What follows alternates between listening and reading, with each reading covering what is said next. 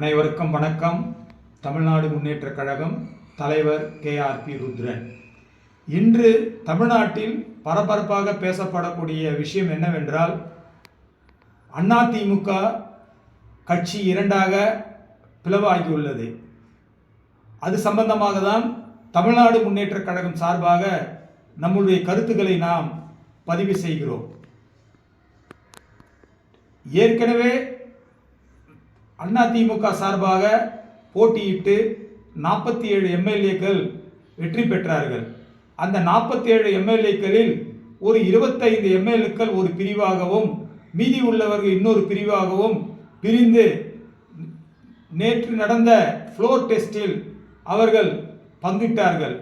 பங்கிட்டதில் டிவிகேவுக்கு 25 எம்எல்ஏக்கள் ஆதரவு தெரிவித்திருந்தார்கள்.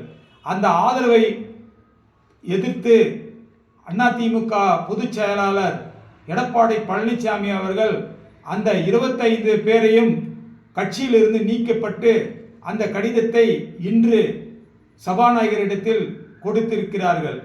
இதுதான் உண்மையாக சரியான விஷயம் என்பதுதான் தமிழ்நாடு முன்னேற்றக் கழகம் தெரிவித்துக் கொள்கிறது. காரணம் என்றால், ஒரு கட்சியை எதிர்த்து அவர்கள் இது போன்ற பணியில் ஈடுபட்டால் கட்சி நடவடிக்கை இப்படிதான் இருக்க வேண்டும் என்பதை இப்பொழுது உள்ள எடப்பாடி பழனிசாமி பொதுச் செயலாளர் அவர்கள் அதை செய்திருக்கிறார்கள்.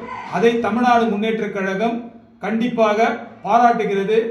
அவர்களை செய்தது சரிதான் என்பதையும் தெரிவித்து விடைபெறுகிறது. நன்றி, வணக்கம்.